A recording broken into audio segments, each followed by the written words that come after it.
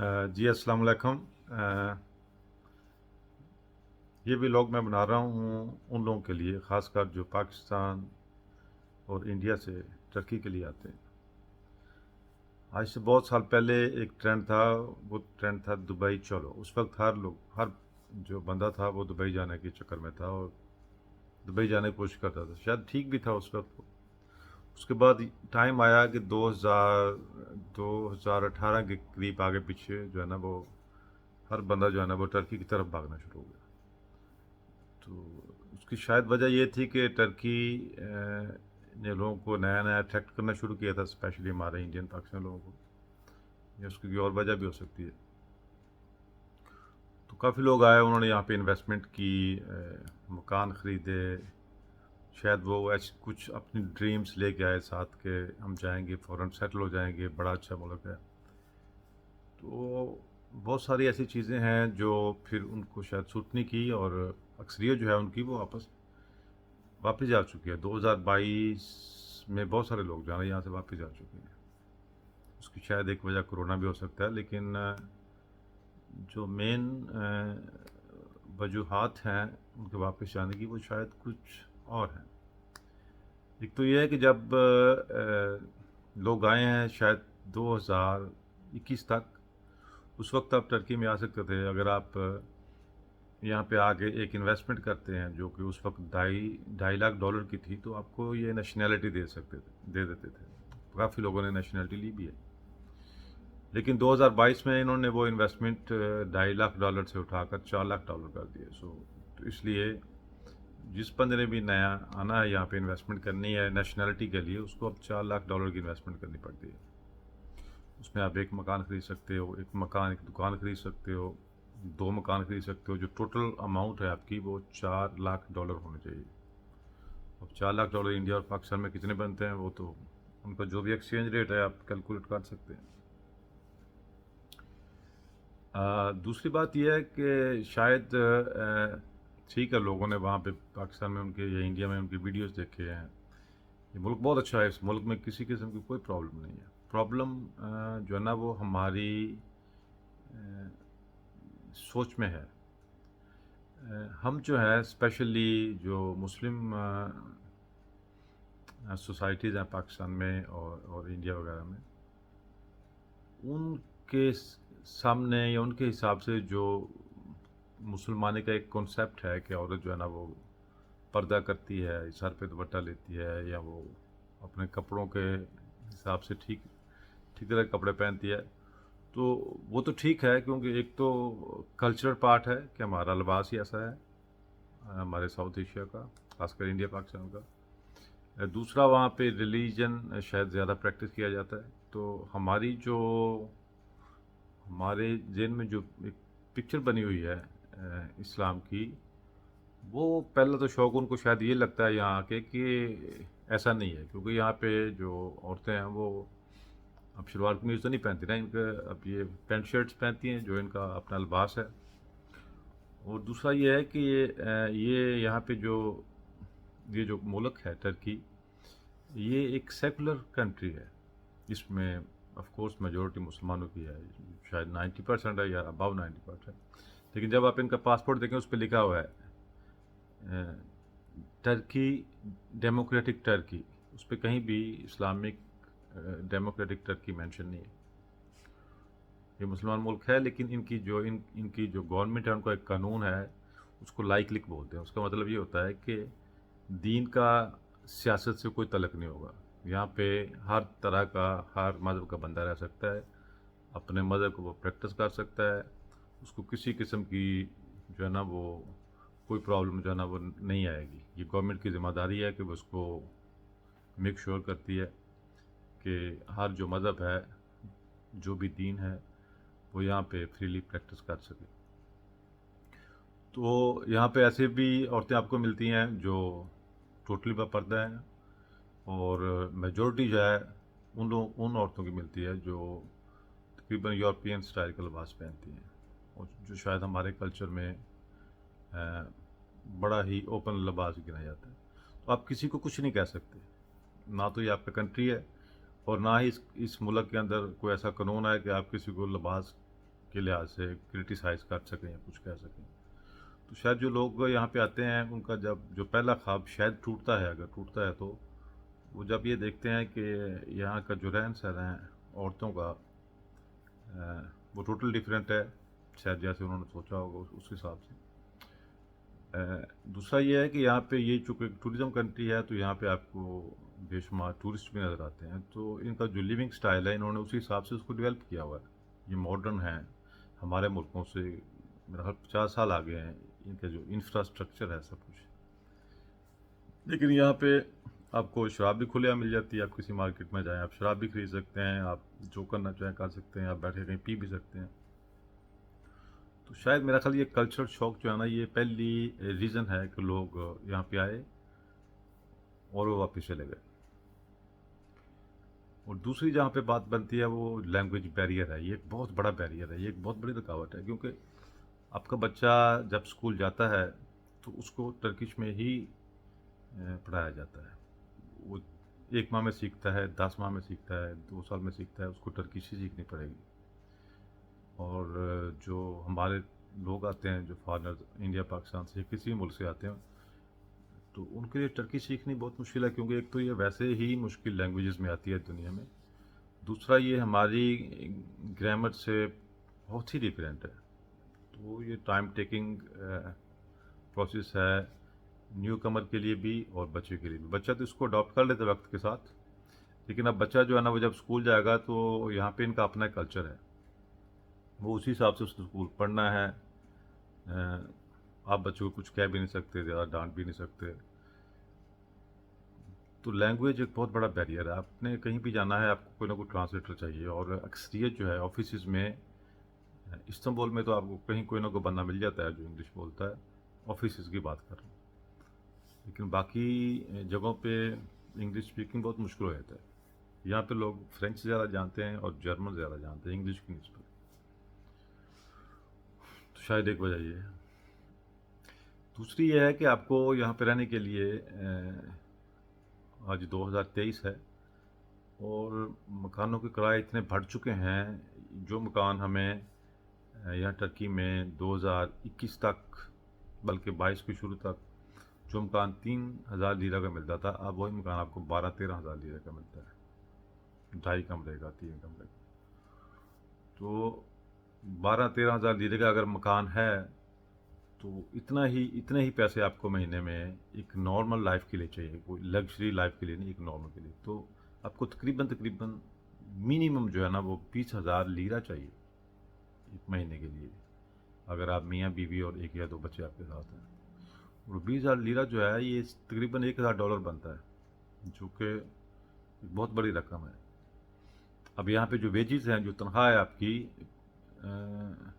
जो शुरू होती है, जो कम से कम तनख्वाह है वो 8,500 है।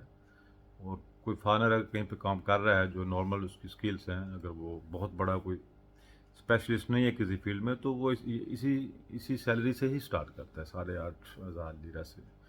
तो आप मुझे खुद बताएं कि 8,500 लीरा आप लेंगे और आपके ख़र्चे जो है ना वो 20-22 हज़ार ले रहे हैं, तो आप कैसे सर्वाइव करें।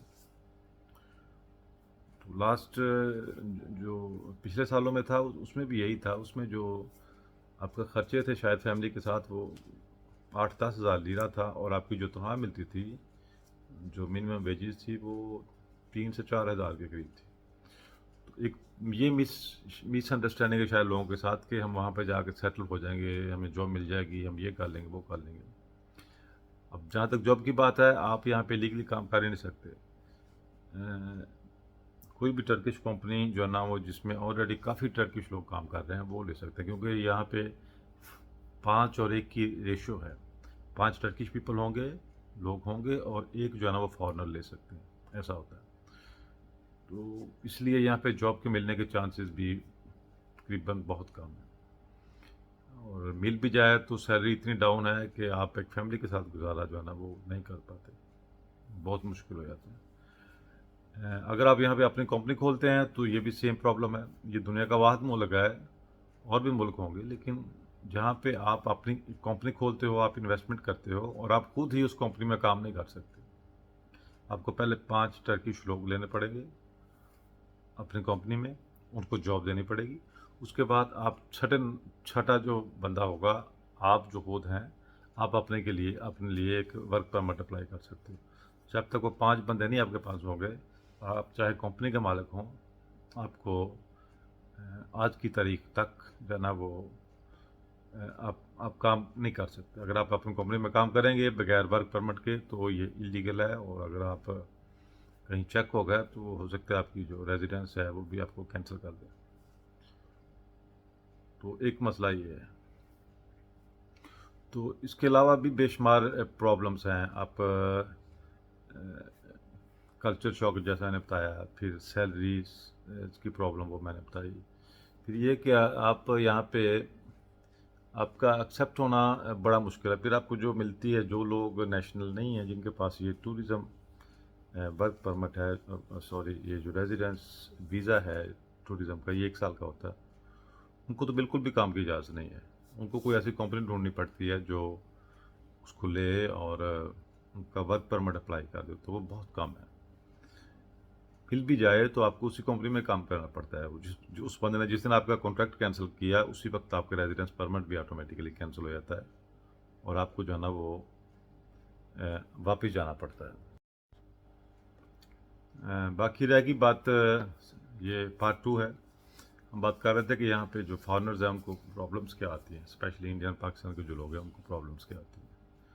देखिए, ये जो यहाँ पे अरेबियन लोग भी हैं, मुस्लिम अरेबियन कंट्रीज़ के, स्पेशली जो है वो इसमें मोरक्को है, इजिप्ट है, ट्यूनिस है, नाइजीरिया है, फ़िलिस्तीन है। तो उनका कल्चर इनसे थोड़ा बहुत मिलता है, फूड वाइज भी इनसे मिलता है, रहने सहने के तरीके भी उनके तकरीबन सेम है, जो हमसे टोटल डिफरेंट है। खैर, ये चीज़ें बंदा वक्त के साथ हो सकता है ये इन पे काबू पा ले। बाकी ये है कि बताना मैंने आपसे ये था, आपको ये इन्फॉर्मेशन इसलिए दे रहा हूँ कि अगर आपने टर्की आने का सोच ही लिया है, मतलब आप कहते हैं कि मैंने टर्की में सेटल होना है, तो सबसे पहले तो आप ये काम करें कि अगर तो आप पूरी फैमिली के साथ आ रहे हैं, आप इस बात का मेक श्योर करें कि आपके पास कम से कम 1 साल के पैसे हों, कम से कम 1 साल के पैसे हों, और वो भी कोई 1000 से $1500 पर मंथ के हिसाब से आपके पास पैसे हों, जिससे आप 1 साल यहाँ पे गुजारा कर लें। अगर आप बगैर किसी $4 लाख इन्वेस्टमेंट के बगैर आ रहे हैं, मतलब आपका जस्ट प्रोग्राम बना और आप आ गए और आप कहते हैं मैंने आगे यहाँ पे रेजिडेंस परमिट अप्लाई करना है, तो पहली तो बात ये है वो मिलता है नहीं मिलता, ये एक अलग बहस है। वो रिजेक्ट भी हो जाता है, वो मिल भी जाता है। तो अगर आपको मिल भी जाए फ़र्ज़ करें, तो आप मियाँ बीवी और 2 या 3 बच्चों के साथ जब आप यहाँ पे आ रहे हो टर्की में, तो आपके पास कम से कम 1000 से $1500 मंथली आपका खर्चा होना चाहिए, ये आपके लिए चाहिए। और ये सिर्फ आपका खर्च है, इसमें आपका कोई वर्क परमिट नहीं है, आपको कोई नहीं पता कि आपको जॉब मिलती है नहीं मिलती, अगर मिलती है तो कितने की मिलती है। फ़र्ज़ करें आपको बाद में जॉब मिल भी जाती है जो कि 8 से 10 हज़ार की है, और खर्चा आपका 20 से 22 हज़ार लीरा है, तो ये आपको किसी ना किसी तरीके कॉम्पनसेट करना पड़ेगा। या आपको 2 जॉब्स करनी पड़ेंगी, या कुछ ऑनलाइन करना पड़ेगा, या मियाँ बीवी दोनों को काम करना पड़ेगा। तो ये चीज़ें आप ज़हन में रखें। अगर आप उन लोगों में से हो जो यहाँ पे सिर्फ किस तरीके से वीज़ा ले लेते हैं, वो कहते हैं मैं आके यहाँ पे सेटल हो जाऊँगा, पीछे उनकी फैमिली है और वो फैमिली उन्हीं पे डिपेंडेंट है, तो उनके लिए मेरा मशवरा ये है कि पहली तो बात यह है कि अगर आप कुछ कर सकते हो, आपके पास इतनी फाइनेंस सपोर्ट नहीं है कि आप यहाँ पे सर्वाइव कर सकें, तो आप पाकिस्तान में ही कोई काम कर लें, अगर आपकी फैमिली आप पे डिपेंडेंट है तो। लेकिन अगर आपने फिर भी निकलना है तो कम से कम उनको 1-2 साल का ख़र्चा दे के आएँ, जिससे वो अपनी गाड़ी 1-2 साल तक चला सके। हो सकता है आपको यहाँ पे आएँ, आपको छोटा मोटा कहीं पे चोरी काम मिल जाए, लेकिन इन सारी चीज़ों की कोई गारंटी नहीं होती। तो ये गारंटी नहीं है कि आपको जो है ना वो रेजिडेंस परमिट मिल जाएगा। दूसरी ये गारंटी नहीं है कोई आपको बगैर कागज़ों के काम दे देगा। तो वो जो पीछे वाले हैं जिनको आपने छोड़ के आना है, अगर वो आप पे डिपेंडेंट हैं, तो आप उनके इन सारी कम से कम 1-2 साल का उनका इंतज़ाम करके आएँ, ताकि ना वो परेशान हों बाद में, और ना ही आप यहाँ पे स्ट्रेस में आएँ और डिप्रेशन का शिकार हों, ना ही आपको कोई इस तरह की इशू हो। तो बाकी ये है कि पूरी दुनिया में महंगाई है, यहाँ पे महंगाई बहुत ज़्यादा हो चुकी है। जो बिल गैस का 2021 में, बल्कि 2022 के शुरू तक जो गैस का बिल जो 300-400 लिरा था, वो आजकल 1300-1400 लिरा हो चुका है। तो आप मुझे याद है यहाँ पे बंदा जब आप बाहर जाके खाना खाते थे, कबाब वगैरह खाते थे और उसके साथ आयरन जो लस्सी होती है वो पीते थे, तो आपको तकरीबन 40-50 लीरा में वो मिल जाता था। तो जो आज की जो सिचुएशन है जो चल रही है, उसमें वही कबाब जो एक बंदे की मैं बात करता हूँ, वो तकरीबन 125 लीरा में वो उसको खाता है, एक बड़े से नॉर्मल से रेस्टोरेंट में। अगर वो आप किसी बहुत अच्छे रेस्टोरेंट में खाएंगे तो वो हो सकता है आपको 200-250 में पड़े। तो आप ये देख लें कि आपकी जो डेली की कमाई है, अगर आप 8,500 तनख्वाह ले रहे हैं, 10,000 भी ले रहे हैं, तो वो तकरीबन 300 लीरा है। उस 300 लीरा में अगर आपने रेशो निकालनी है, कहीं आपको खाना बाहर खाना पड़ जाता है या कोई मेहमान आपके आ जाता है, तो 300 रुपया रोज़ का जो आप ले रहे हो, उसमें 2 बंदे एक टाइम की रोटी खा सकते हैं। तो ये कुछ ऐसी रियलिटीज़ थी जो बंदा शायद जिनके बारे में सोचता नहीं है या सोचना चाहता नहीं। तो इसलिए मैंने ये चीज़ें आपसे शेयर की हैं। ये चीज़ें बहुत ज़रूरी हैं, आप इनके बारे में सोचें। अगर आप अफोर्डेबल है आपके लिए, आपके आपके फाइनेंशियल हालात ठीक हैं, आपकी फैमिली सपोर्ट कर रही है, या आपके पास इतने पैसे हैं कि आप वक्त गुजार सकते हैं, कोई भी आपको सपोर्ट ना करे और आपको यहाँ पे अगर जॉब नहीं भी मिलती, तो फिर आप टर्की में सेटलमेंट होने का सोचें। अदरवाइज़ जो है ना, वो मैं आपको ये बरादराना मशवरा देता हूँ, आप सिर्फ स्ट्रेस में आएंगे, जो आपके पास मौजूद है आप उसको भी जो है ना वो लूज़ कर जाएंगे। तो ये आपके लिए ठीक नहीं होगा, क्योंकि ये लोग जो खुद हैं, इनकी मेजोरिटी खुद ये दूसरे मुल्कों में जाना चाहते हैं। तो ये कोई ऐसा मुल्क नहीं है कि बंदा कहे कि मैं जाऊंगा और वहाँ पे सेटल हो जाऊंगा और ये करूंगा। हाँ, चीज़ें अट्रैक्टिव हैं, जो लोग शायद आप टूरिस्ट प्लेसेस को देखते हो, आप इन लोगों को देखते हो, आप देखते हो ये कितना मॉडर्न मुल्क है, लोग कितने मॉडर्न हैं, कपड़े कितने मॉडर्न पहनते हैं, आज़ादी कितनी है, ये सारी चीज़ें हैं। लेकिन इनकी कॉस्ट है, इनकी कॉस्ट ये है कि आप को सब कुछ अपना कुर्बान करके यहाँ पे जब आते हो, तो आपको यहाँ पे शायद उसका 10% भी नहीं मिलता जो आपने सोचा होता है। तो जब अगर आपने टर्की के लिए कोई ऐसा स्टेप लेना है, तो आप उसको उसके बारे में ज़रूर सोचें, अच्छी तरह सोचें, ये आपके लिए अफोर्डेबल है भी कि नहीं है।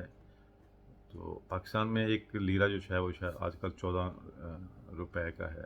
तो आप खुद देख लें कि आपको एक कबाब जो है ना, एक सीख कबाब जैसे मैंने बताया, वो 100-150 लीरा का, 100 से 150 लीरा के दरमियान मिलता है। 100 कम अज़ कम है उसका।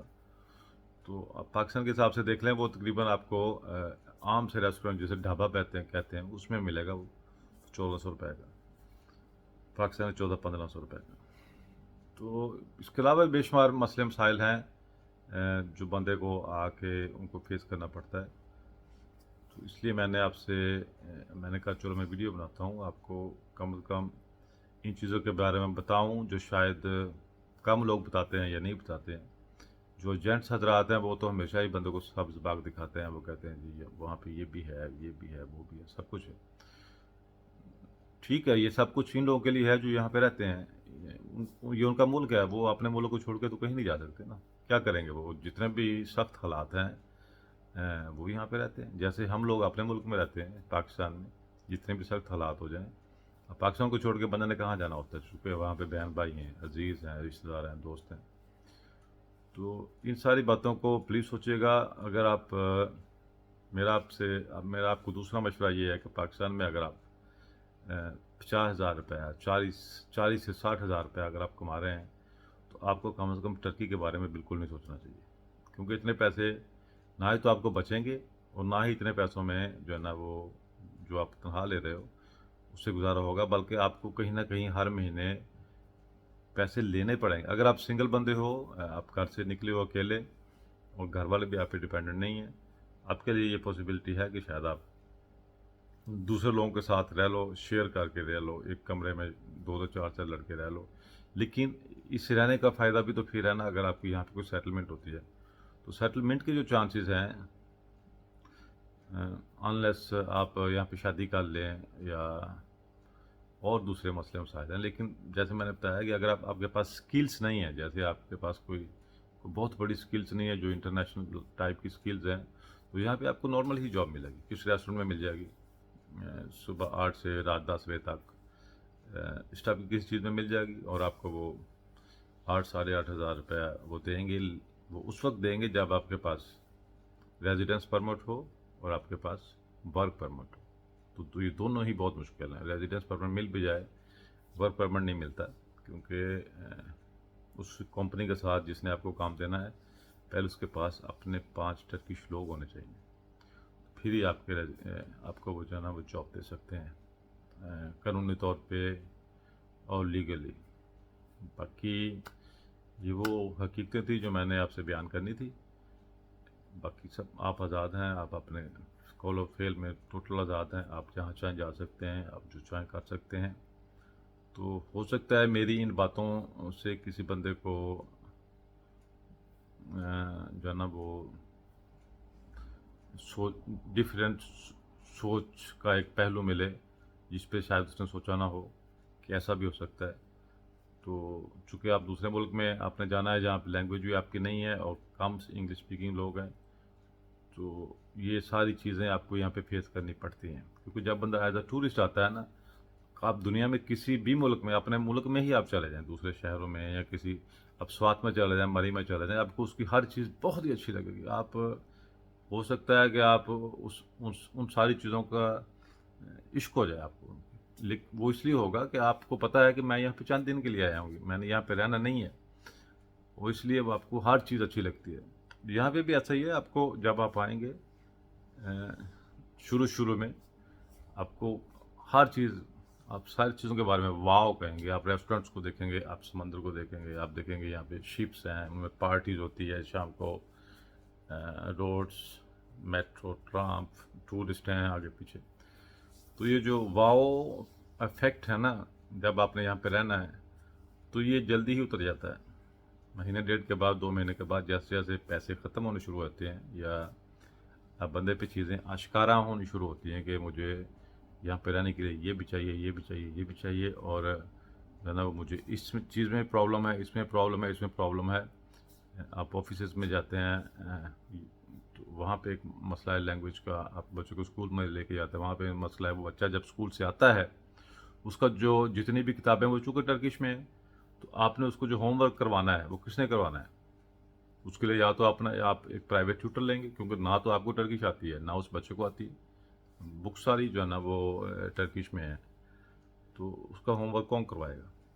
उसके उसके दो ही ऑप्शंस हैं, या उस बच्चे को स्कूल भेजने से पहले आप टर्किश को सीखें, जो कि मेरा ख्याल है 1% उसका चांस है, या फिर आप उसको एक प्राइवेट ट्यूटर लेके दें। प्राइवेट ट्यूटर जो है वो इतने पैसे आपसे लेगा कि जितना अपना अपना आपका मकान का किराया है। तो ये चीज़ें बहुत मुश्किल हैं। यहाँ पे इंग्लिश स्पीकिंग स्कूल भी हैं उन लोगों के लिए जो अफोर्ड करते हैं। फ़ीसेस मुख्तलिफ हैं, $500 महीने से लेके $1000 के दरमियान उनकी फ़ीसेस हैं। ये उन लोगों के लिए हैं जो अफोर्ड करते हैं यहाँ पे, तो वो अपने बच्चों को उन इंग्लिश स्पीकिंग स्कूल्स में भेज सकते हैं। तो बात फिर वहीं की वहीं आ जाती है कि मुल्क अच्छा है, लोग अच्छे हैं, लेकिन इन सारी चीज़ों का मतलब ये नहीं है कि एक चीज़ किसी एक बंदे के लिए अच्छी है तो वो सारे सब के लिए ही अच्छी है। एक चीज़ किसी एक बंदे के लिए अफोर्डेबल है तो वो सभी के लिए अफोर्डेबल है। तो ये कुछ हकीकतें थी जो मैंने आपको बतानी थी, तो मेरा ख्याल है ये आपको हेल्प करेगी। और यही सब कुछ है। तो अल्लाह आपका हामी नासिर हो। ख्याल रखिएगा अपना। अल्लाह हाफिज़।